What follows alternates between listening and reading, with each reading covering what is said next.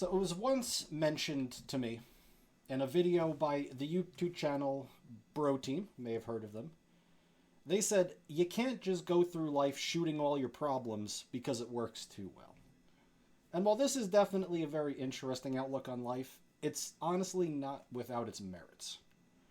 And I say that because being dead is so detrimental to one's inclusive genetic fitness, because dead people can no longer directly reproduce, they can't protect and provide for living kin, family, and they can't protect and provide for their allies as well, that people's willingness and their ability with which they can leverage lethal violence carries very radical implications for people's success in terms of reaching their adaptive goals. After all, if you can inflict massive costs on other people through violence effectively, you can very easily swing the cost-benefit analysis of which behaviors they will or won't engage in. So you might want to not give a stranger your money. Altruism is governed very tightly by our psychological adaptations. But if the stranger points a gun at your face and says, your money or your life, it's very easy to appreciate how whatever money you're carrying suddenly seems to have less relative value to you, and the balance of your behavior can easily shift.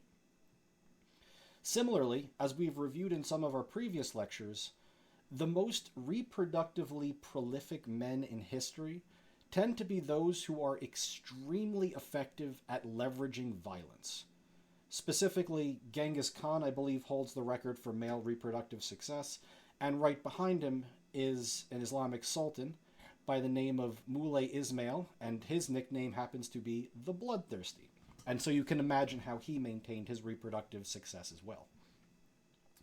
And we see this type of behavior all the time in non-humans too.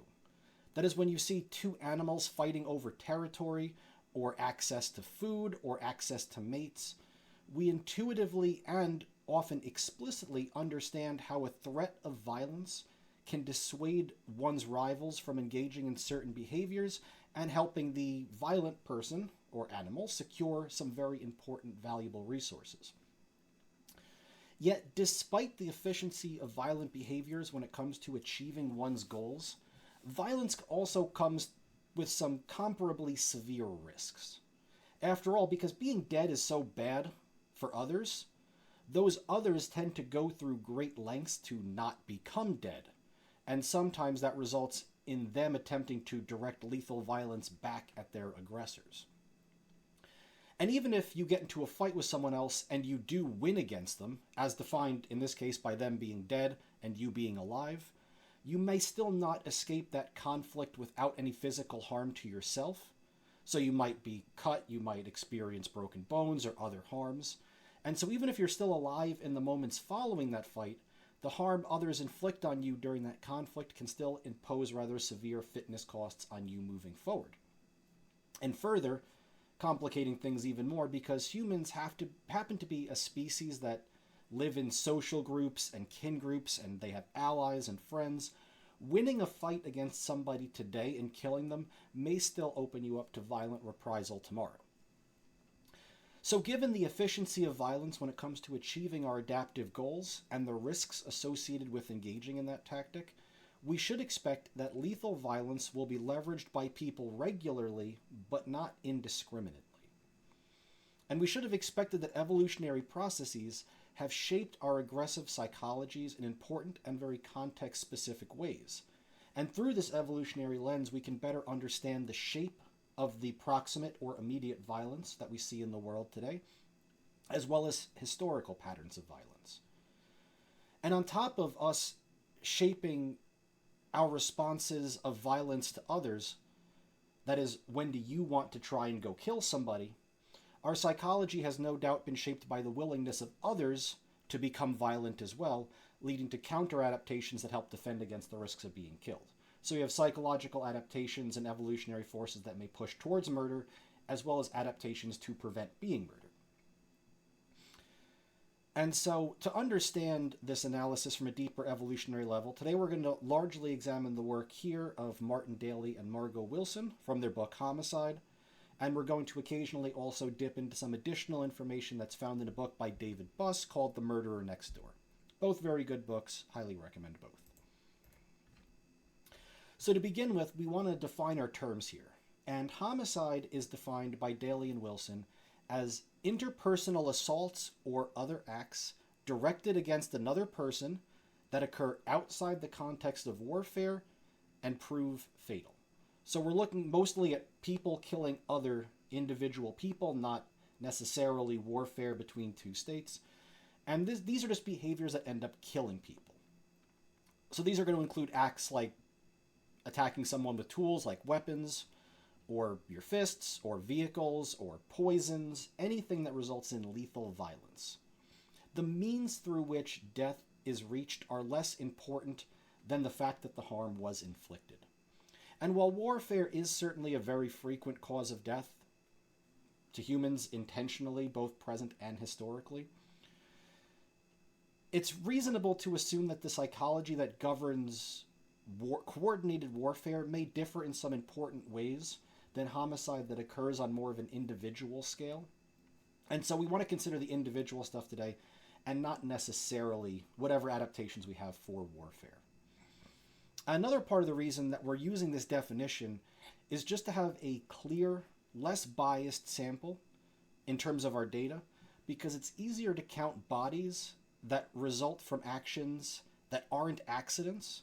It's easier just to count the bodies than it is to try and infer what someone's specific intention was. Even though we do have to understand people's intentions on some level, we're more concerned with the actual body left behind because it's just easier to count. For instance, in this case, if you hit someone in a fight, you just punch them and they fall over and they die. If you kill them, this would count as homicide in a way that a drunk driving accident wouldn't. Even if when you hit someone or with your fist or you hit someone with your car, you might not have been intending to kill them. A different set of psychological mechanisms are going to be governing these two actions. They're still different on very important levels. The intent to inflict harm is a very important part of our understanding of this topic. And while that sometimes can result in a sample of homicide victims that are slightly biased, for instance, if you hit someone and they fall and they die, and you hit someone and they fall and they don't die, sometimes the difference here is just that you hit someone closer to a hospital than not, and that can make things look different. Even though little biases like that might come into play, we should still have a pretty good picture of what we're looking at if we're just counting the bodies inflicted by intentional acts of aggression. And finally, in this sample, Daly and Wilson are considering people that have been identified to have committed the homicide, rather than only trying to consider legal convictions. And this matters because a lot of cases of known homicide are not persecuted in the first place. That is, the state doesn't try someone in the first place, even if they know who killed who. And sometimes, even if people know who killed who, convictions aren't reached for technical reasons. So that is, if someone kills someone else in self-defense, that may not be legally prosecuted. But we still want that to contribute to our analysis of who kills who, so we have a better picture of under what circumstances are these homicidal adaptations or psychological mechanisms underlying homicide engaged. And again, while this consideration may lead to a couple inaccuracies in our data, because sometimes police can be mistaken as for who kills who, it's generally assumed that those mistakes are not numerous enough to harm the conclusions that we're going to draw from the data today in any major ways.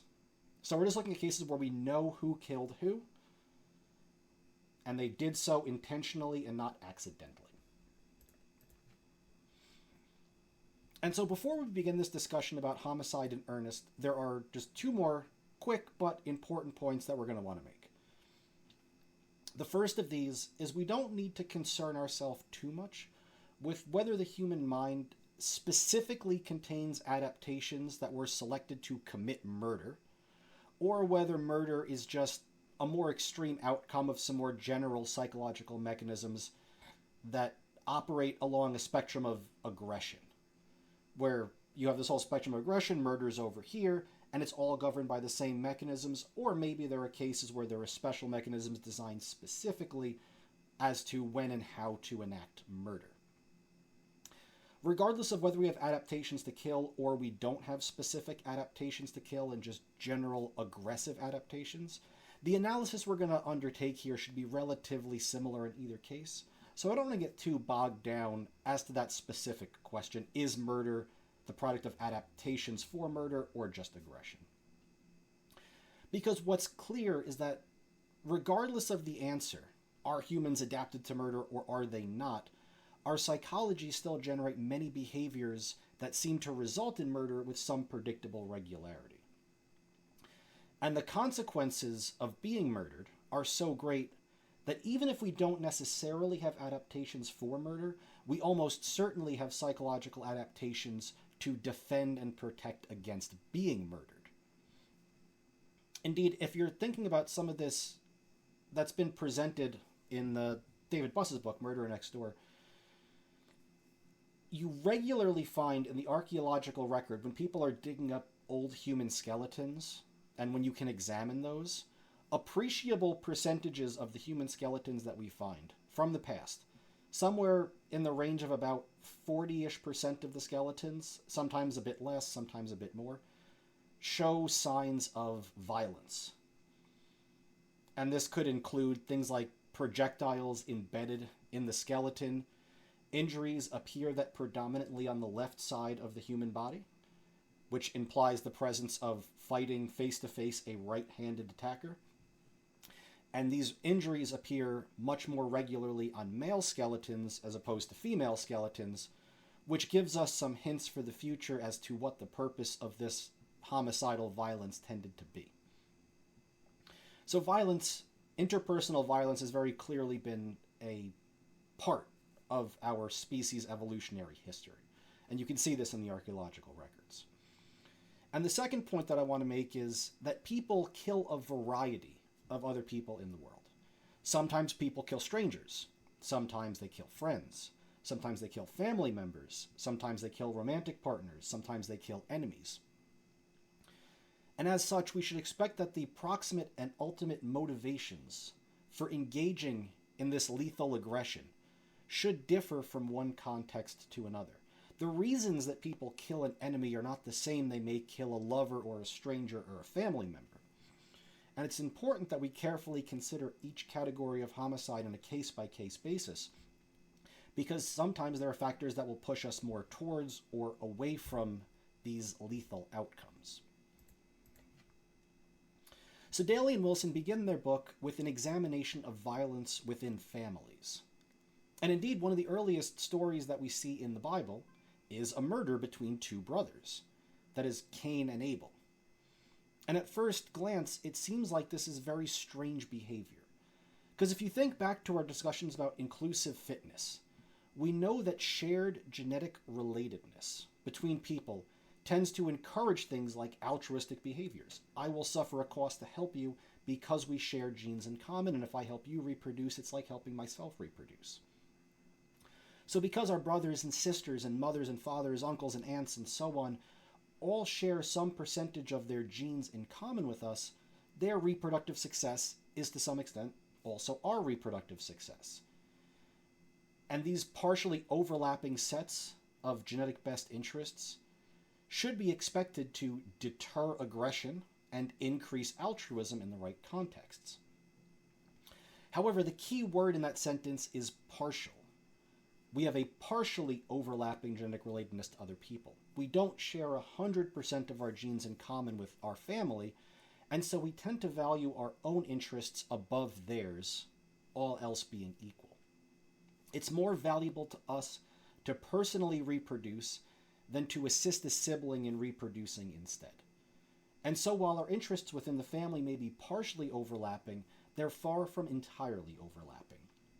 And sometimes this lack of shared interests can have fatal consequences. So to examine a sample of this data, Daly and Wilson are reporting on some homicide data from Detroit in 1972. In this case, they had 690 non-accidental homicide cases to examine, and of those 690 cases, 508 were considered closed by the police. And what closed means is the police figured out who killed who to a reasonable degree of satisfaction. And so of those 500-ish cases where the police knew who killed who, about a quarter of them, 25% of the murderers, had killed a family member. So that's 127 victims of the 508 involved a family member. Unfortunately, the record doesn't always break things down the way you might want to in this domain, because relatedness turns out to have several meanings in this case. That is, of the 127 family-related killings that year, 32 of them were actually related to genetic relatives. So only about a quarter of that quarter involved genetic relatives killing each other. The other related killings were people that were related in more of a legal or a social sense. That is, spouses, husbands killing wives or wives killing husbands, murders of stepchildren or step-parents, or killing of in-laws. These are people who are legally, socially related to each other, but not actually genetically related to each other. So actually, in total, in this year in Detroit, only about 6% of the overall homicides that were solved appeared to involve genetically related victims and perpetrators. And this number falls approximately in line with what you've seen from other cities within the U.S., like Philadelphia or Miami. About 6% or so of the killers tend to be actually genetically related to each other. Now, whether you're thinking about this number, either 6% of genetically related people killing each other, or 25% of people legally related to each other killing each other, whether you consider that 6 to 25% a high rate of homicide or a low rate of homicide depends a lot on the context. And part of the reason that so much of this homicide appears to occur between family members, people who know each other, is rather simple. These people are around each other more frequently. With more frequent interactions between people come greater possibilities for murder to occur. And to put this in a simple example, a lot of people note that many, in fact, I would say most accidents that will cause you harm happen in your own home. Most car accidents that are going to occur to you happen within 10, 20 miles of your house. And that's not because our homes are particularly dangerous places to be usually, but rather just because we spend most of our time around where we live or in our house. So it's naturally expected you would incur more injuries there because a larger percentage of your time happens to be spent there. That is, if you incur the same number of accidental injuries when you're rock climbing and you happen to go rock climbing once a year, rock climbing is far more dangerous than if you incur that same amount of injury at home, but you're in your home every day of the year. So the same number of injuries when you're rock climbing one day out of 365 versus the same number of injuries at home 365 out of 365 days means the rock climbing is the more dangerous activity. Similarly, if you were to, say, interact with your spouse 20 times a day and interact with a stranger twice a week, the same rate of injury that occurs between strangers and spouses would actually mean that strangers are far more dangerous because you interact with them less, yet they make up the same amount of injury. So we want to be thinking about relative risk here when it comes to determining danger. So to help conceptualize what this 6 to 25% homicide risk was that year then, Daly and Wilson were considering relative risk versus expected risk among people who live together. So for instance here, you might have a family that has a mother, it has a father, 2 children, and 1 non-relative. Since there are 5 people that live in that house, if murder was randomly distributed, you would expect that of the people in your sample, 20% should be a dead mother, 20% should be a dead father, 40% should be a dead child, and 20% should be a dead non-relative, if killings were evenly distributed and everyone was equally dangerous to everyone else. But that's not what they found. Far from being randomly distributed, the rate of homicide between non-genetic relatives that were living together was about 11 times higher than that of homicide between the genetic relatives that were living together. And indeed, this difference is perhaps an underestimation, because it was complicated somewhat by the fact that their data didn't differentiate between fully related children and stepchildren. And if non-genetic relatives are more likely to be killed, in fact, this 11 times risk might be even greater. It might be underestimating how much danger it poses. So as such, it really does seem that genetic relatedness between people severely dampens the risk of homicide, and likely aggression in general. Being genetically related to someone deters you from inflicting harm upon them. And in this perverse sort of way, actually, if you look at some other historical data, we can see how kinship relates to cooperation when it comes to homicide, when it comes to killing people. That is, Daly and Wilson also present some 13th century data from England that was fortunate enough to be available. And this is data where they have 2 or more people that have teamed up to kill somebody else. And when 2 or more people were teaming up to kill somebody else, genetically related kin were about 6 times more likely to join forces to kill someone else relative to being a target of that killing. To put this in a simple example, 2 brothers were about 6 times more likely to team up to kill someone unrelated than a brother was to team up with someone unrelated to kill his own brother. So we can see how genetic relatedness actually encourages cooperation in homicide. Family members are more likely to help each other kill than to be the victims of each other in that respect. And further analysis of additional data sets like this one also revealed that the closeness of this genetic relationship mattered. That is, the pairs of kin that teamed up to kill someone else tended to be much more closely genetically related to each other relative to kin that were killed by kin. Again, to put this in a simple example, 2 brothers who are closely related are more likely to team up to kill someone else than, say, a brother and a cousin, because cousins are less related to you than a full sibling is. Conversely, a brother is less likely to murder his brother than a cousin or a stranger. People are less likely to kill as they get closer in genetic relatedness, and they're more likely to team up to kill someone else the closer they get in genetic relatedness.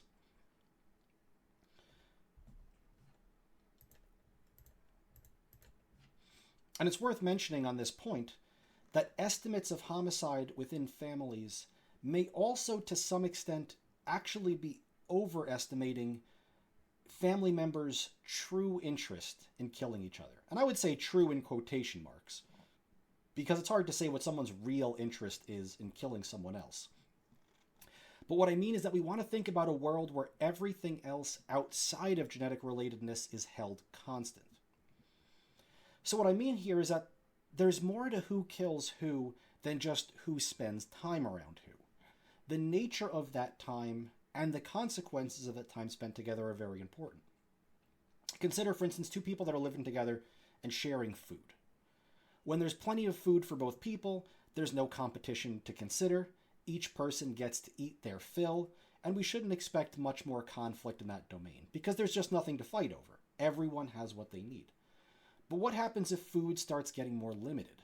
Well, now there's not enough food for both people to eat their fill of what they want, and we could expect those 2 people living together to start to come into conflict over who gets what. And the degree of that conflict between 2 people, as we just reviewed, should be expected to vary based on genetic relatedness, with close genetic relatives engaging in less lethal conflict relative to cases where non-relatives are competing over the same limited resources.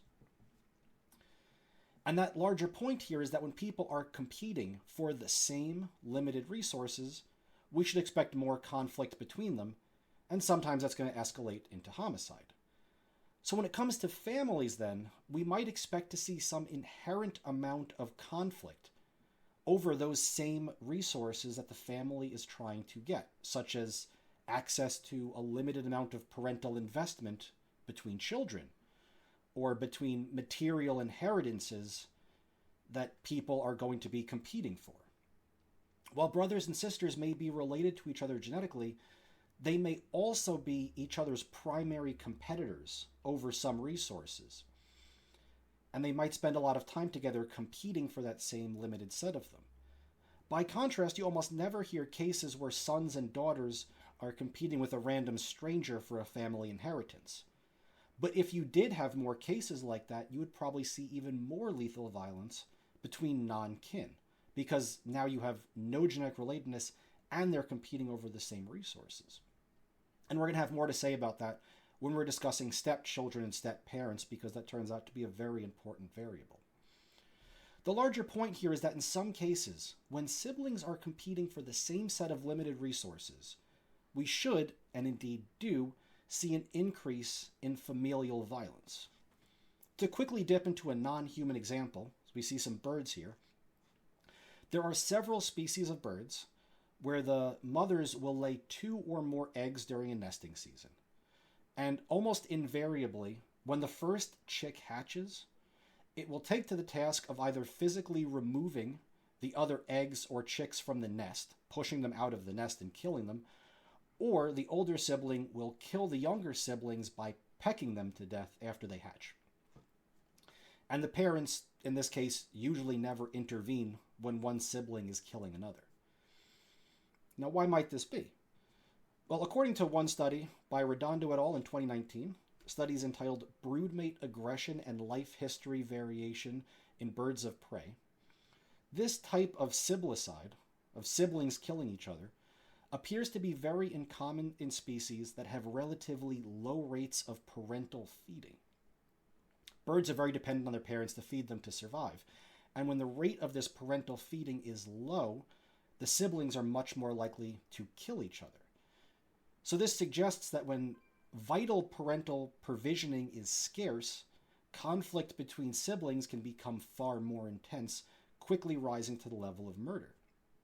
And this would often appear to mimic how human siblings may kill each other when they're competing over same limited sets of parental resources or inheritances.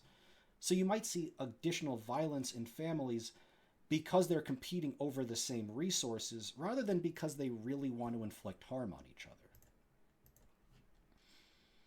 With this general sketch in mind about how genetic kinship appears to inhibit homicide, but certain environmental conditions can encourage homicide within the family, we can begin to consider how different types of genetic relatedness will affect homicide rates.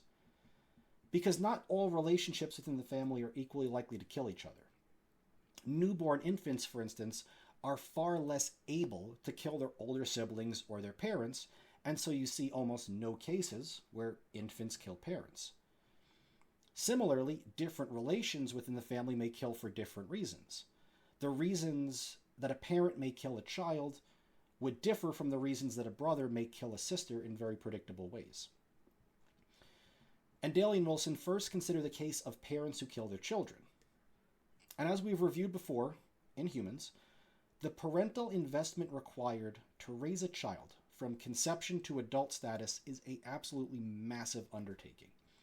It involves approximately 9 months of pregnancy on the part of the mother, and in many hunter-gatherer contexts that are likely to resemble important features of how our species evolved over time, it's also going to involve several years of breastfeeding of that infant, and breastfeeding that infant can prevent additional pregnancies, and you also have to protect these children as they grow older and provide for them.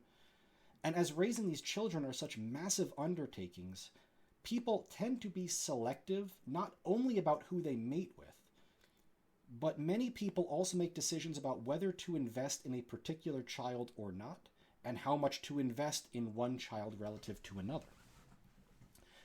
And the ethnographic reports of many hunter-gatherer cultures, and non-hunter-gatherer cultures for that record, are pretty clear.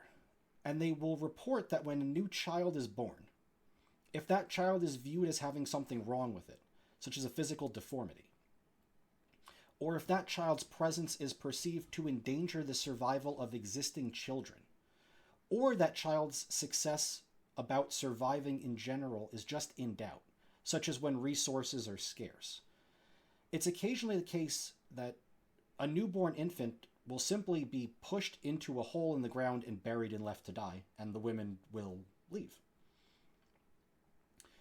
While such behaviors don't appear to be particularly common, they don't appear to be the norm, they don't appear to be some happy outcome desired by the parents by any means, it does appear to occur with some regularity, likely representing a sad or desperate decision on the parents based on some intuitive cost-benefit analysis of how attempting to raise this newborn is going to impact the future prospects of its parents and of its siblings relative to the probability that children will succeed in life. That is, if you give birth to a non-viable child, this child is going to die no matter how much you invest in it or try to invest in it. It's better to cut your losses early and not invest in it at all instead of potentially squander weeks, years, or months of investment on a child that is not going to ultimately live.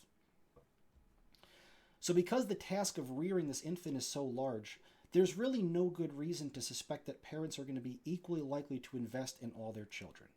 If a child's prospects of successful survival or reproduction are effectively non-existent, either because resources are scarce, it's going to interfere with sibling survival or reproduction, or the child is deformed in some way, it does appear that a balance can be regularly tipped in the mind of the parents to abandon the offspring and try again for a new one later when situations improve, rather than invest years of hard effort in them for no return.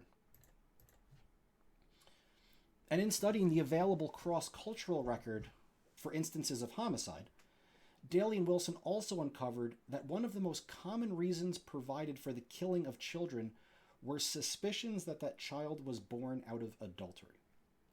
That is, when a woman was in a committed relationship with one man, but her child was thought to have resulted from an affair with another, the children from that affair are sometimes killed, whether under the male's insistence or the female's knowledge that her infant may not receive any parental support. And because raising a child is so taxing, again, they may choose to abandon the child and start again when situations look like they might improve. Sometimes this is noted to be taken even a step further, where children from previous relationships are killed in the event the primary partner of their mother changes. That is, the mother has a child with man A, and then for some reason man A is no longer in the picture. Perhaps he dies, perhaps he abandons her. Sometimes the children from that relationship are going to be killed, whether under the male or the female's insistence, as a means of getting her into a new relationship where she is likely to receive support from other people and conditions will improve. Similarly, you see this happen more often when children are born outside of relationships altogether.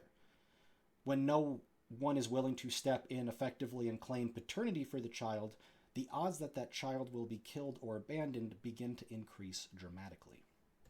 And such behavior does not appear unique to humans either.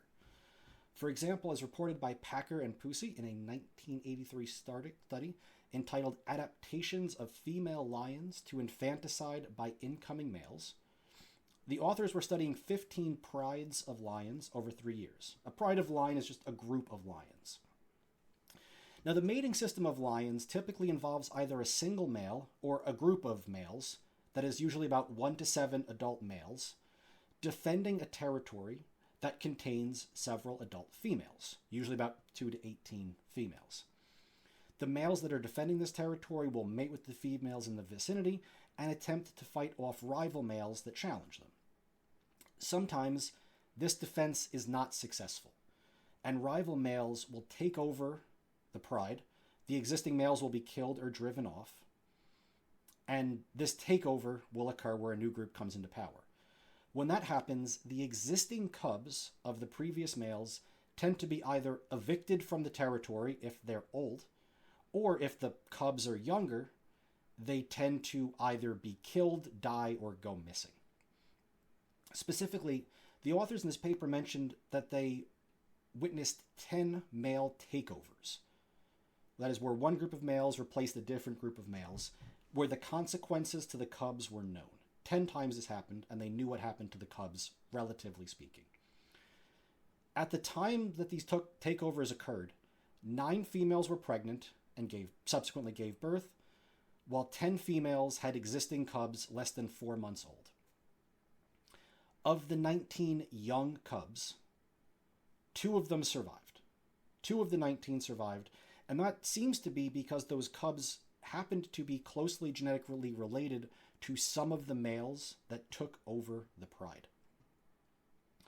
Of the 7 females that had older cubs, all of those cubs were evicted from the group. And while cubs are often hidden by the females, making it hard to determine what their cause of death was, all the young cubs that they did find were found to have been killed by the incoming males. So young cubs were almost exclusively killed during takeovers. Somewhat older cubs merely removed from the group.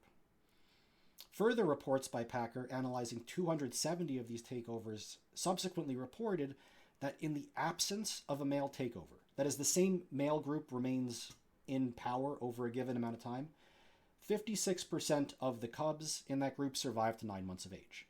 When takeovers occurred, the number of cubs that survived to 9 months of age fell from 56 to 14%.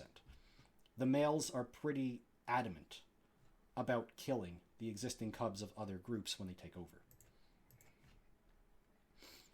Further, in our species, the willingness of mothers whether to kill or abandon their offspring appears to vary predictably with age. Specifically, the younger the mother, the greater the probability that she will abandon her infant.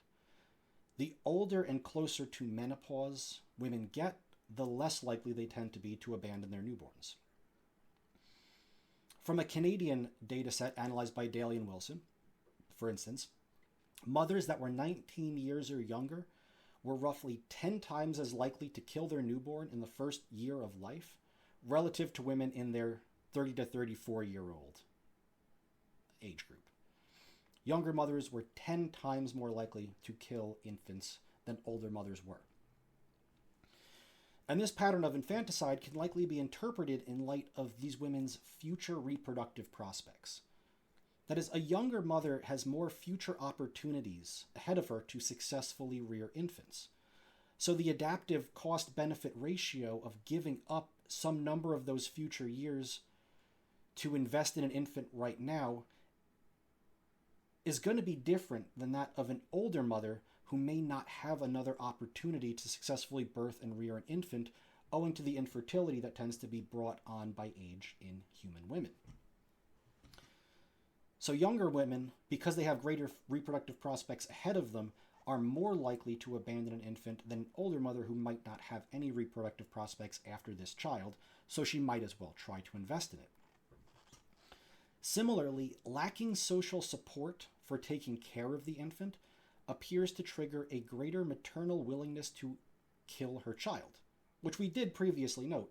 But again, examining the Canadian data here, Daly and Wilson report that while single mothers represent only 12% of live births in their sample, these 12% of single mothers represented a full half of the solved infanticides. So in this case, 12% of single mothers were responsible for 50% of the known infant killings. Rather disproportionate. And in fact, if you think back to our lecture on depression, where we considered how postpartum depression, that is the depression some parents feel post-birth of their child, this postpartum depression in women and men was related to the perceived degrees of social support that they had and the positive interactions they had with their infants.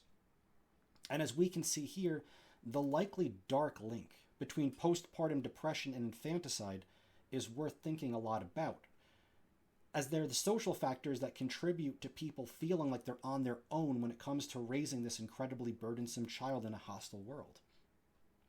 Faced with that choice between feeling like one is shouldering a burden they can't bear on their own that's going to weigh down their future forever, versus the possibility of relieving oneself of that burden through violent means to maybe start again when conditions are more advantageous, is one that many parents apparently do not take very lightly. Now, the impact of modern interventions here, like effective contraceptions or abortion, might have important impacts then on the rate of infanticide, and it's worth considering further because now women and men have a greater control over when they are going to become pregnant, and that leads to fewer unwanted or perceived burdensome pregnancies and likely has an effect of driving infanticide down. Another very important point worth noting here in the realm of infanticide is how rapidly it drops off with age. That is, in the Canadian data they were examining, a child is 3.5 times more likely to be killed in the first year of life than the second. And the same difference between children being killed in the first year of life and age 10 is 15 to 20 times as large. That is, when parents kill their children, they tend to do so very early on in their child's life. And by far, the risk is greatest to that child before it is 1 year old. And if you think about this, this carries, again, a certain adaptive logic to it, inasmuch as if a parent is going to eventually abandon an infant, or that infant is eventually not going to reach reproductive maturity and be successful in life, if they're going to abandon the infant at any point due to some perceived non-viability of it, it's best to do so as early as possible to avoid allocating parental investment in a wasteful fashion. So if you think about it, a different way of phrasing this is the primary decision that seems to be made by parents initially is whether they're going to care from the infant at all. And once that decision is made, am I going to care for this child or am I not going to care for it, then investment usually flows relatively freely. If the parents decide they're going to invest in it, they are going to invest in it all the way. And if they're not going to invest in it, they're going to cut off that investment usually at a very early point in life. A final note on considering parents killing their children are the presence of substitute parents, that is, step-parents. They tend to be rather bad for children relative to genetic parents. Not only are these substitute parents not genetically related to the children they're rearing, but existing children from previous relationships may represent direct competition for the same parental investment that the step-parents' subsequent biological children might have. Put simply, if a man or a woman with children from a previous relationship remarries, those children from a previous relationship tend to be at a much larger risk from the new step-parent than from their biological parents. And here we see, this is the case of Cinderella. Cinderella was living with her wicked stepmother and wicked stepsisters. This idea of wicked step-parents is found replete throughout a lot of children's stories, and not without good reason. Indeed, when it comes to cases of validated child abuse, Daly and Wilson report that children living with two biological parents are far, far less likely to be the victim of child abuse than children living with one biological parent and one step-parent. The presence of a step-parent per se appears to be the best predictor of child abuse known in the world, holding up in the face of many possible confounding factors like the age of the parents and poverty. The presence of a step-parent itself is the best known predictor of child abuse. And as that abuse becomes more severe, the odds of living with a step-parent increase up to the point of being dead. That is, the cited number in this case estimates that children who are fatally abused are roughly 70 to 100 times as likely to be living with a step-parent and a biological parent relative to two biological parents. As abuse gets more extreme, the probability of living with a step-parent actually goes up. And further, this abuse tends to occur predominantly in younger and younger children. That is, children from 0 to 4 years old are more likely to be abused by step-parents than children who are 3 to 5 years old. And these 3 to 5-year-olds are less likely in turn to be abused by step-parents than 6 to 9-year-olds, and so on. This pattern of decreasing step-parental abuse with increasing child age suggests that it is indeed the step-parent's rejection of their non-kin child, rather than the child's rejection of the step-parent that's causing it. Step-parents do not appear to want to invest in children that aren't related to them in nearly the same way that biological parents do. And we should expect this, of course, from the kin selection theory that we've reviewed in earlier lectures. because step-parents are not genetically related to their stepchildren, their interest in investing in them goes down. And in fact, in some cases, these children from a different relationship will become direct competition for the step-parent's own biological children. The step-parent would rather parental resources go towards their children than the children of previous marriages. And as the neediness of children is at its highest point when the children are younger, perhaps it should come as no surprise then that this is precisely when the step-parents appear the most likely to abuse or kill the stepchildren. That is, precisely when step-parents are asked to do the greatest amount of work that they don't appear uniquely interested in doing, they tend to get the most violent about it. So now let's turn away from murder inside the family towards murder more generally, as the majority of murder does indeed tend to happen outside of family contexts, as we covered previously. Even considering non-genetic relatedness, any type of legal relatedness accounted for about 25% of known homicides. That leaves 75% not in the home. Now, what's particularly interesting about the majority of these outside the home murders are the motives or circumstances that precede a rather large proportion of it. Specifically, Daly and Wilson, they cite some data from a researcher, Marvin Wolfgang, examined just shy of 600 homicides in Philadelphia between 1948 and 1952. About 4 years of homicides in Philadelphia.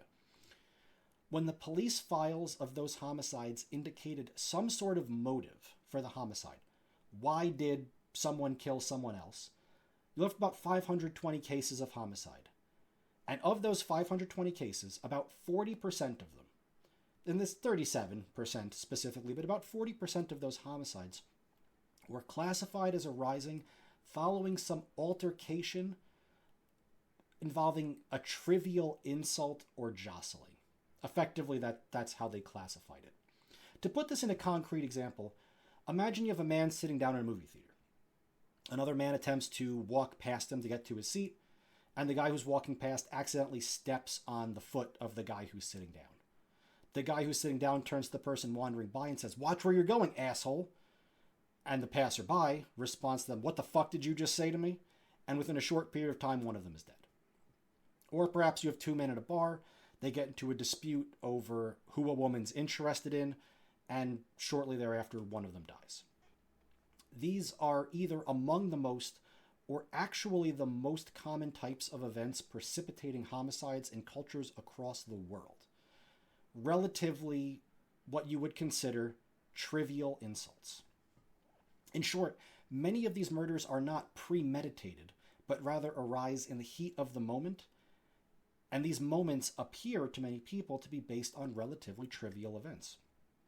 At first glance, this might seem very strange, because the extreme outcome of murder is so seemingly out of proportion to the original insult, where someone stepped on someone else's foot, or someone bumped into someone else accidentally when they're walking down the street. Surely such minor insults aren't worth killing over, and incurring all the risks of personal, social, and legal consequences that can accompany such acts. But before we go judging these homicides as being woefully out of proportion of a response to minor insults, we should first try and think about the possible reasons that these responses come to be, and the logic behind this very rapid progression from a minor argument to death can have a very deep social logic behind them. So we can start with a little bit of a thought experiment. Imagine you find yourself at a park with your romantic partner. We're going to assume this is a relationship between a man and a woman, and you two are in a long-term committed relationship with each other, just to make things simple. You've been dating for some time. And as you're walking through this park together, you walk past a strange man who makes a sexually suggestive comment directed at the woman. So that'd be your partner if you're a man, or if you're a woman, they're directing that comment at you. And this strange man whistles at the woman and calls her a fine piece of ass and said he'd like to get to know her more. If the man in that couple just ignores this remark and continues on as if nothing happened, the implications of ignoring this are not exactly trivial in many cases. First, the man can be sending a signal, whether he intends to send it or not, that he is, to some degree, unable or unwilling to protect his partner against other people. This can also carry implications about how much he values his partner or how devoted he is to the relationship. Maybe he's not willing to get into a fight over her because he doesn't value her that much. Second, the same signal may also be sent to this man who made the sexually suggestive comment that his actions are not likely to be punished. That is, the male partner is too unwilling or unable to stop him. And this could encourage the interloper to in turn escalate his advances and make additional comments or even attempt to have physical contact with the female partner. And next, any passerbys, any third parties that happen to observe this interaction may learn that they too can engage in disrespectful behavior towards this man and this couple without facing any violent reprisal. That is, if that person was successful in pushing you around a little bit, perhaps that person could push you around a lot. And if that person can push you around, perhaps I could push you around too. You're just not the type of person I really need to worry about. And you can also flip the scenario's response. If the man of this couple immediately turns to face the person who made the comment and physically threatens him, this sends quite the opposite message to the rival. This sends the message of, I'm not the type of person you can mess with, and if you so much as try that again, I'm going to inflict some very real physical costs on you. This response can inform his partner that he values the relationship, that he values her safety, and he's willing to put his own health on the line for those things in a way that's very credible. He's willing and has demonstrated a willingness to suffer possible costs to protect his partner. This sends a powerful message not just to her, but to any onlookers that they shouldn't try anything either because they don't want to face any consequences themselves. So thinking about this from your own perspective, if you knew two people in the world, one of these people responds to any transgression against them, even minor, with an outburst of anger and physical violence. You so much as bump into this person, he's going to turn around and punch you right in the face. And then think about another person who will not fight anyone under any circumstances. Which of these people would you feel more comfortable possibly taking advantage of or getting into a dispute with? If you're a somewhat normal person, my suspicion is that you would mind your behavior a lot more around the angry, crazy person than around the pacifist. And this is where things can easily explode into lethal violence when it comes to minor insults throughout the world. When you have two relatively evenly matched people, usually men, involved in a dispute, and it's not immediately clear which of those two is going to win the fight, neither man may want to back down from the other because they don't want to be viewed as the type of person who can be pushed around.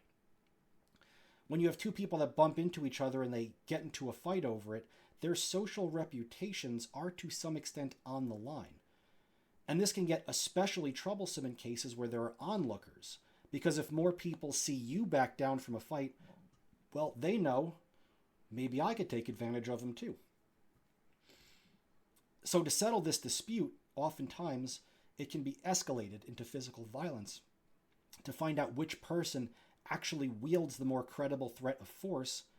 And in service to that end, sometimes someone pulls out a weapon, sometimes someone gets shot, sometimes someone gets hit the wrong way, and you end up with a homicide. You have two men that are refusing to back down because they don't want to lose social reputation, not so much because they care so much about the insult itself. And as we can see from these examples here, the fights over trivial insults aren't really about the scale of the insult itself. There are cases of homicide that are reported over $1 gambling bet. It's not that $1 is worth killing over, it's that it's worth being known as the type of person you cannot cheat. These fights are more likely actually over what the dispute signals to others, specifically who can be pushed around and who can't be, who is dominant over who, and so on. To return to our classic example in this realm of the peacock's tail, the reason these tails, these elaborate tail feathers, are so attractive to females is not because the tail feathers are important for mating, and it's not because the tail feathers are important for survival and reproduction. They aren't. But rather because the tail feathers so credibly signal something about their bearer, which is that they have this great set of genes and they're very healthy and they're very hardy and they're able to survive and thrive despite this handicap. The willingness of individuals to respond to even a minor threat with lethal force sends a very credible signal about their willingness to respond to threats in general, large and small. These violent responses can carry a very real deterrent value against future transgressions. And in some cases, the contexts here have even been legally formalized. If you think back of examples of historical practices like dueling, which until rather recently was widely accepted as a means of resolving disputes. Two people come into conflict with each other, and so they challenge each other to a duel, and this conflict is solved by who can kill who can shoot who can stab who, whatever weapon you want to use. Being known as a particularly successful duelist would likely have carried some social prestige of sorts, showing that one is not just unwilling to tolerate insults by others, but they're also capable of credibly answering those insults with violence if necessary. If someone's very good at killing other people, you probably don't want to mess with him, big or small. Now, as I've mentioned a few times here, this violence tends to result largely from male perpetrators. And the reason for this returns to a point we made in earlier lectures about parental investment and sexual dimorphism, that is, sex differences between males and females. In humans, male reproductive success is determined largely by his access to some number of female partners. One man can mate with 10 females in a year and produce 10 children in a year. By contrast, female reproductive success is not so tied to the quantity of their partners. One female can mate with 10 males in a year and produce about as many offspring as a woman mating with one man. As the male ceiling of reproduction is higher, male competition for the access to mates, and for males, their social status and their ability and willingness to leverage violence, even perhaps lethal violence, male tendency for violence can become a key determinant of their access to resources and partners. That is, as males tend to be competing primarily with other males in this domain, the vast majority of homicides tend to be directed at males from males. According to the data that Daly and Wilson present, if you consider just two types of homicides, one in which you have a man killing another man, and the other in which case you have a woman killing another woman, male-male homicides, female-female homicides, you find something like a 95-5 split in percentages, and sometimes it gets higher than that. That is, of the same sex homicides, about 95% represent men killing men, and 5% represent women killing women. And indeed, there's no society in the world where women are more violent than men, nor any society where these levels of violence are even close to one another when it comes to homicide. And the difference actually tends to be larger when you exclude parents who kill children, as a lot of the female-female violence in this case actually includes mothers killing children. That is, if you look just at same-sex members, men and women and women, that are within 10 years of age of each other killing each other, and the reason you're within 10 years of age is that this represents your most common reproductive competitors. If you implement those statistical controls, now for every male-male killing, or rather, let me rewind, for every female-female killing, for every one of those, you tend to see about 40 men killing other men. The difference is absolutely magnificently large. And such patterns hold across other species as well. In species where males have a higher reproductive variance than females, that is, where male reproductive success depends on greater access to number of females, you see a higher degree of male-male competition, of violence, and of death. When the roles are reversed and females gain reproductive advantage by accessing more mates, it's now the females that display more evidence of becoming aggressive towards each other. And in species where both sexes invest a comparable amount in their offspring and their reproductive variances are very similar, you see similar levels of aggression between males and females. It naturally follows from this analysis that the larger the stakes become in the reproductive world, that is, the greater the rewards for the winners and the larger the costs for being a loser in terms of your reproduction, we should expect that lethal violence ramps up accordingly. Now, we saw a previous example of this in the non-human world when we were talking about elephant seals many, many weeks ago, and why males in this species engage in very high degrees of physical contests with each other, because being the winning male is a reproductive jackpot and being a losing male is effective celibacy. In such cases, 1% of males will father something like 85% of the subsequent offspring, and accordingly, the way males interact with each other tends to be extremely violent. So considering the demographics of murderers in humans, we can also find them to be very informed by our understanding in this regard.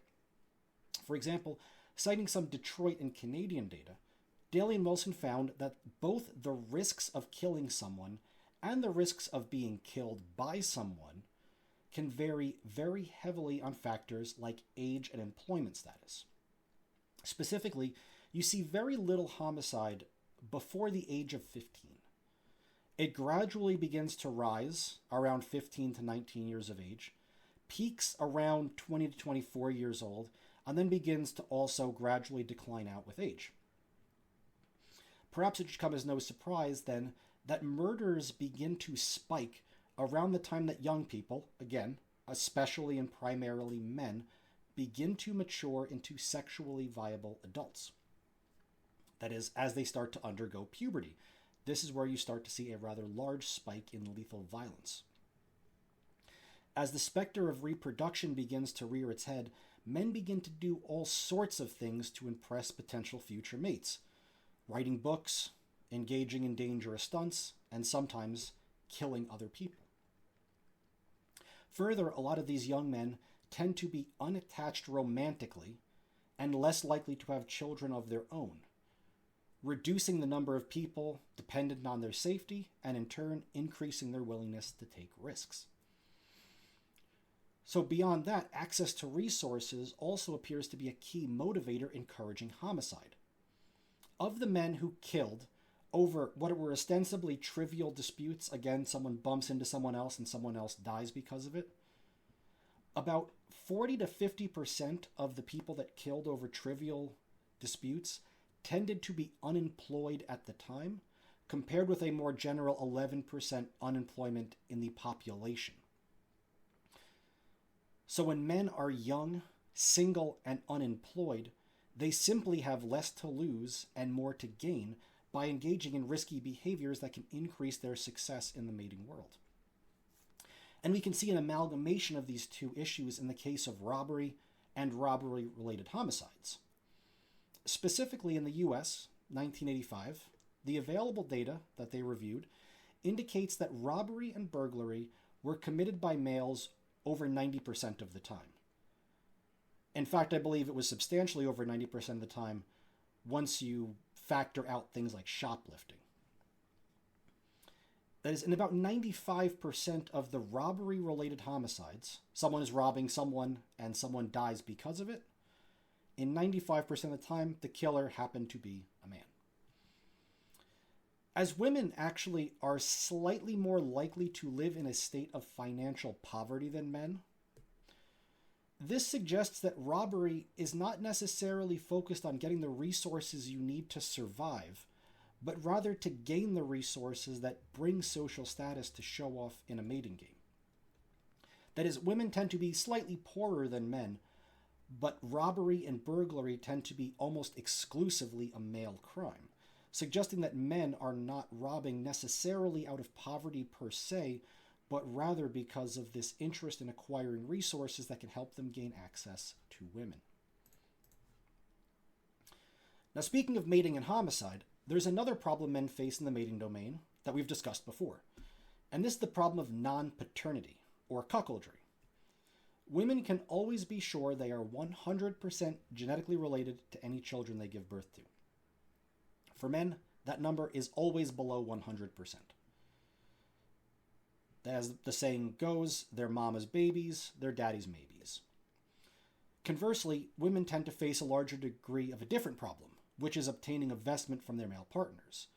While women are 100% required to commit parental investment to successfully rear a child, that number for men is also less than 100%. Men do not necessarily need to invest as much or at all in raising a child.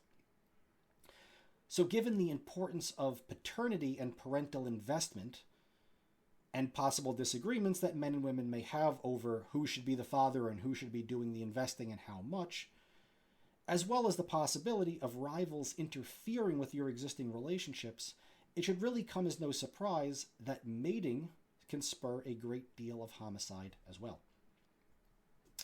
Indeed, as Daly and Wilson report, from some examination of legal codes around the world and across time, should a man find his wife as having an affair with another man, the penalties for killing in that circumstance, again, usually the man killing the man his wife is having an affair with, typically result in reduced, if not completely abolished, judicial sentencing.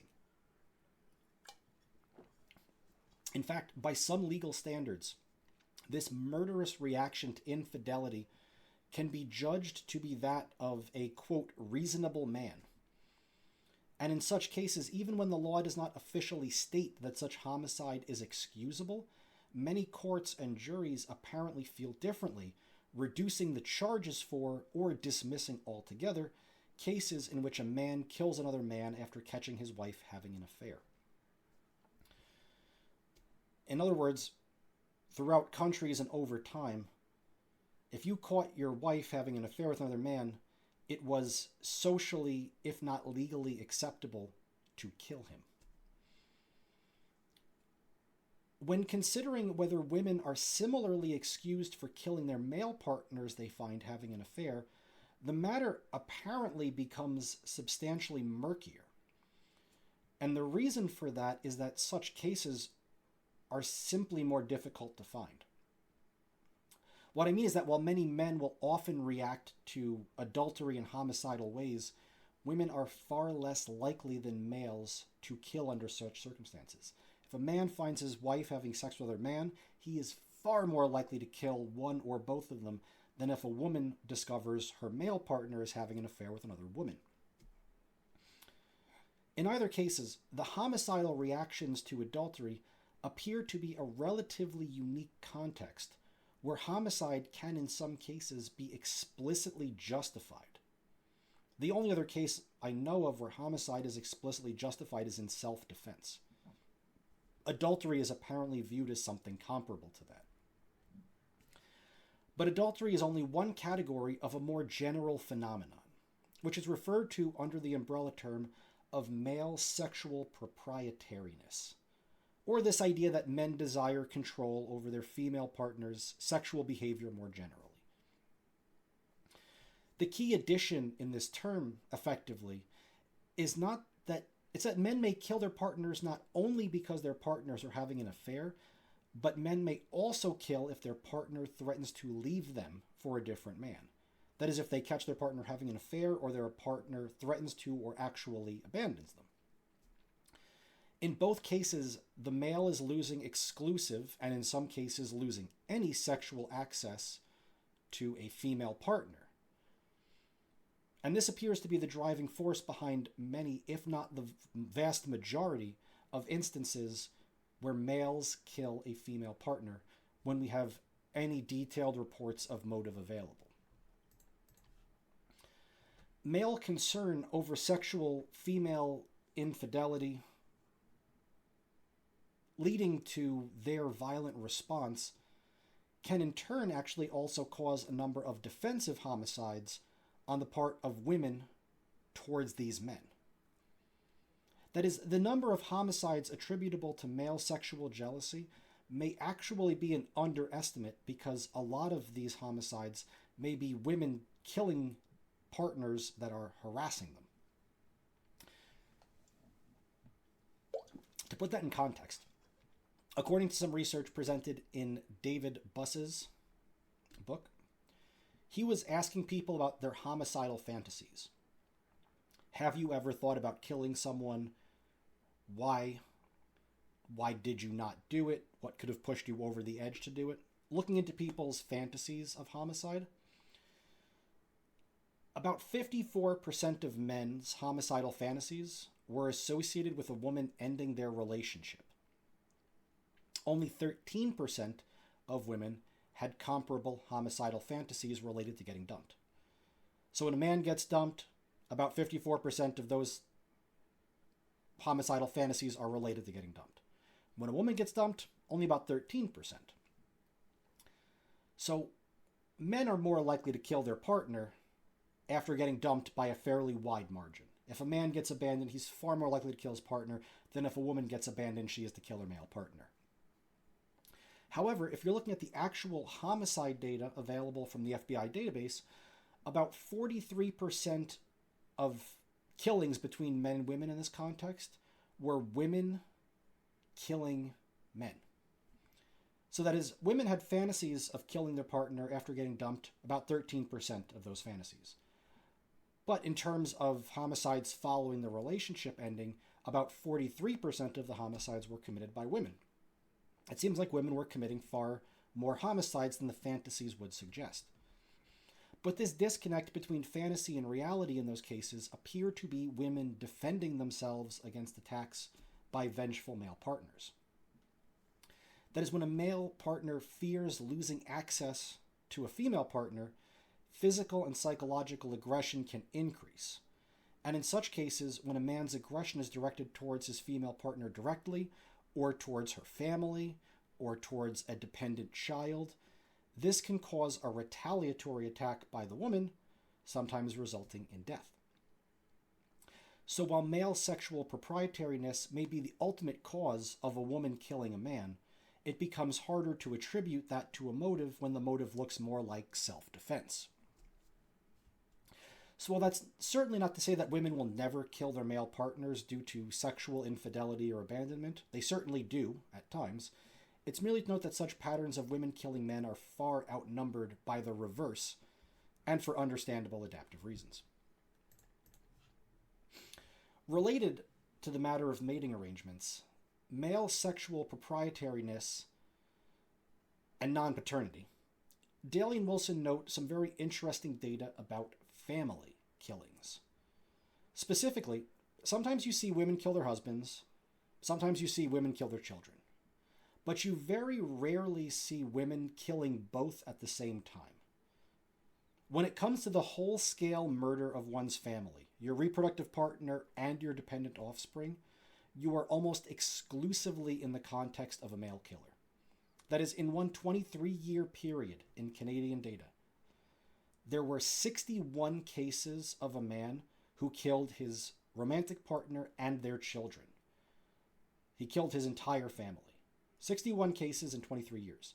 The comparable number of female killers, 0.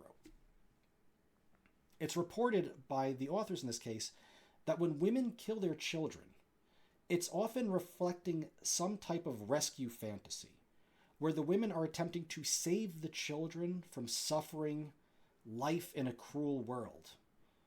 And usually this is the case where a woman will kill her children and then subsequently commit suicide. Truly tragic cases, and you can read some transcripts of notes that have been left behind in this case. It's horrible stuff. But in the interests of saving their loved ones, women don't usually seem to be as interested, or perhaps as capable, of saving their husbands. By contrast, whether provoked by suspicions of adultery, of non-paternity, or of saving their family, whatever men's motivations are, men appear to be far more interested in ensuring their romantic partners come along for the ride, whether or not the male killer will subsequently commit suicide or not. On a somewhat related note, when it comes to mass murder in general, whether related to the family or not related to the family, we are again almost exclusively in a male domain. Most mass murderers tend to be male, they tend to be young, they tend to be under or unemployed. About 95 to 99% of mass murderers are men. It extends far beyond the family. So far, much of what we've covered to this point has been considered within a more individualistic context, so to speak. Homicide within families or parties that have direct conflict with each other. A bumps into B. C is married to D. E is the child of F, and so on. Very individualistic type of conflicts. Sometimes, however, the consequences of these conflicts fall on those who may not have been directly involved in the first place. And what we're talking about here are cases of murder brought about through revenge or blood feuds. Specifically, as we mentioned before, humans are a rather groupish species, and sometimes we gather social support for murderous purposes, as was the case we reviewed before where two people band up to kill a third person. Accordingly, the logic flows in the opposite direction as well. When people wish to harm a specific individual, their social allies or kin may also become the target of violence as well. As made popular through many shows, not least of which Game of Thrones, where people can be killed simply for their association with a different party. So you can consider a pretty basic example here. You have two young men, two strangers that get into a fight. You have a young man and an old man. And the old man happens to win and kills the young man. In such a case, the father of the young man who is killed is unlikely to feel particularly good about this outcome, and that young man's father may now try to retaliate against his son's killer. But he may not go after his killer directly. The young man's father may now go and try and kill a child of the person who killed his son. In response, if that happens, you might find that family members and allies of the original killer now respond against the second killer and his kin and his allies, who respond in turn, and you have the creation of effectively feuds, revenge, and on a larger scale, warfare. In fact, this idea of taking revenge on killers directly, whether you also perhaps take revenge on that killer's allies or their family members, this idea that because you hurt me, I'm going to hurt you, or I'm going to hurt your family, or I'm going to hurt your friends, again appears to be a cross-cultural universal around the world. In every culture, this is known. While hard numbers about its prevalence may be hard to come by, this general inclination to hurt someone's social circle because they hurt you does not appear to be a rare occurrence. And that's like the case where we had before, where you have two men involved in a conflict.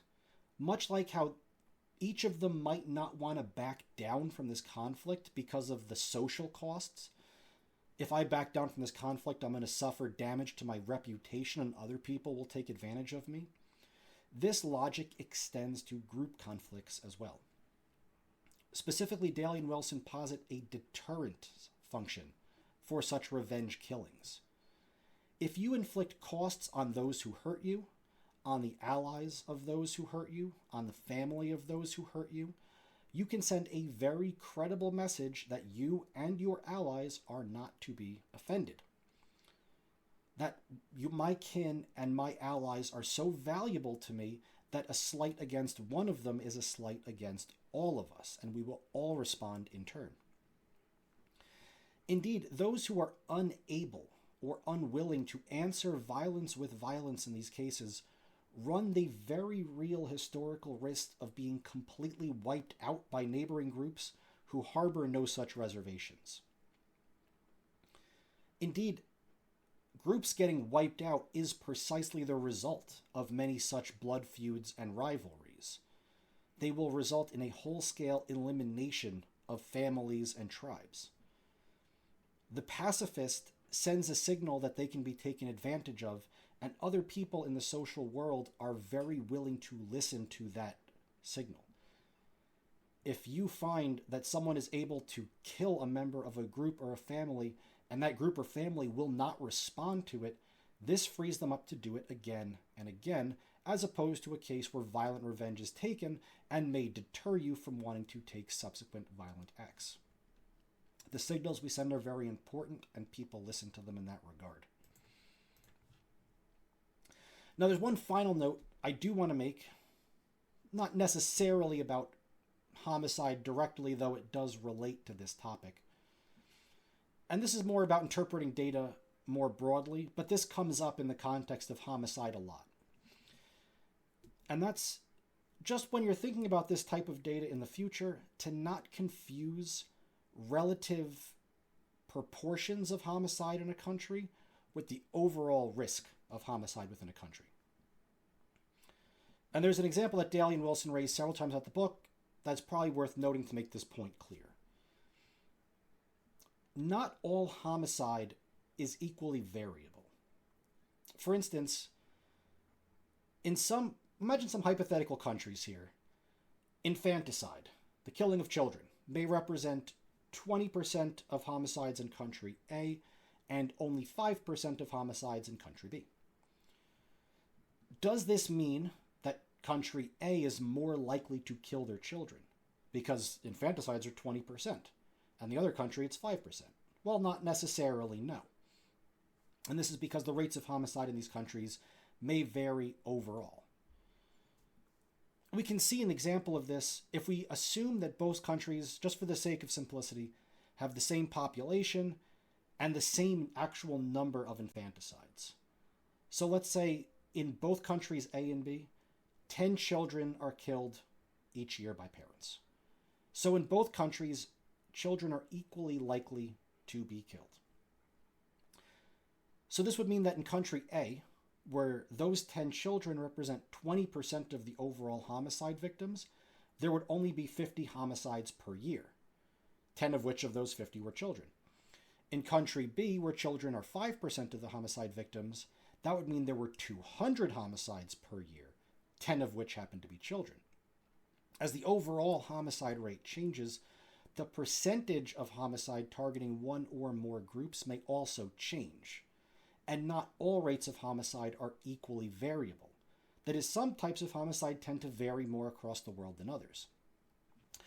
And Daly and Wilson note, towards examining this idea, that some of the least variable forms of homicide, that is, some of the most consistent rates of homicide, are those directed towards family members. Kin killing kin. That's not to say these rates are always exactly the same, but rather that they are more uniform between countries than other types of killings. And this is because when kin kill kin, genetic related people kill other people they're related to, this tends to be a poor fitness outcome for the killer, all else being equal. It's bad for me to harm people in my own family because it's like genetically I'm harming myself.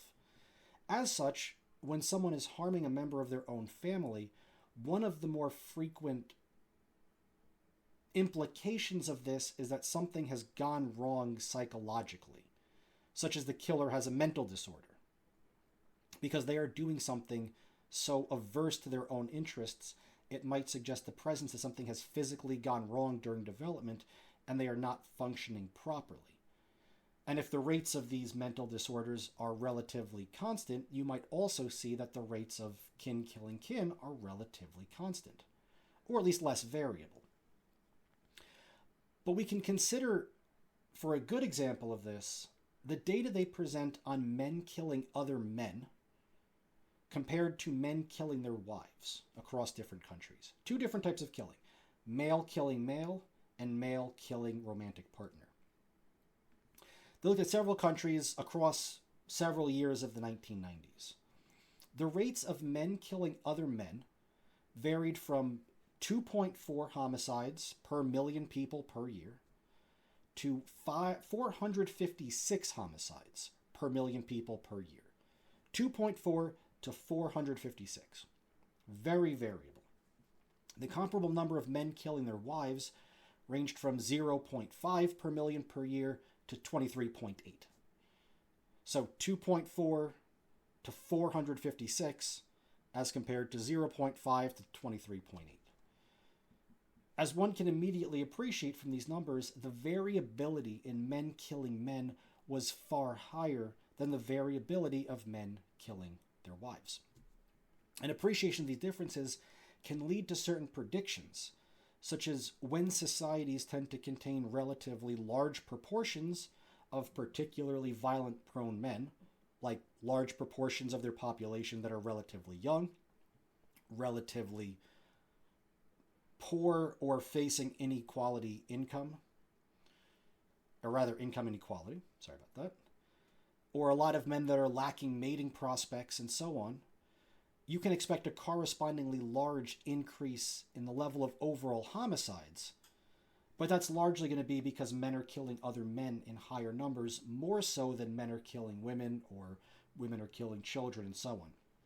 The variability of these different types of homicides varies between countries, and they vary between each other. So it's important not to get caught up on percentages, or you end up making mistakes like thinking one country is particularly likely to kill their children when in fact they are less likely to kill their children overall. It's just the relative percentages look different because a lot more strange men are killing a lot more strange men. So whether people have specific psychological adaptations for killing others, or whether we just have more general adaptations for implementing aggression and violence, to some extent that's not a terribly important point for this analysis, and considering the data we saw today. What does seem clear is, regardless of the answer to that question, is that using an evolutionary framework to guide our examination of the patterns of homicides can be very useful for informing our understanding of it and thinking about what questions we may ask of the data. The topic of murder fascinates us so much with good reason. The historical record, and the modern one, is replete with examples of people meeting violent death. In fact, according to some of David Buss's own research, spanning more than 5,000 subjects across the globe, 91% of men and 84% of women are willing to report fantasies of killing other people, with some going as far as to say they were more likely to have killed someone than not at various points throughout their life. They imagine it, they have even planned it out, but for some reason it didn't come to be. And that's the percent of people that are willing to admit such things. So the actual percentage of people who have harbored homicidal fantasies at some point in their life approaches 100%. The possibility of homicide resides not just in some small, weird subsection of the population, but in almost all humans across the world. The possibility that someone might kill you is there in just about anybody. And as such, being attentive to this topic of homicide, of murder, and the details of it, given its consequences, is certainly no trivial matter. Also, given the costs and risks to enacting violence, especially lethal levels of it, we should not expect that people leverage this behavior indiscriminately. We should consider what adaptive ends are ultimately being pursued when violence occurs, how personal and social forces can come together to either encourage or discourage violence, and accordingly why some interventions to prevent it may or may not work. In that respect, it's important to note that not all homicide is similar. Male-on-male status killing may differ in predictable ways from male-on-female homicides, which can differ from mass killings, which can differ from kin killings, which can differ from warfare and feuds and so on. In each case, an understanding of the different adaptive costs and benefits at play when determining whether that murder switch gets flipped or not can help us understand these psychological mechanisms and respond to them accordingly.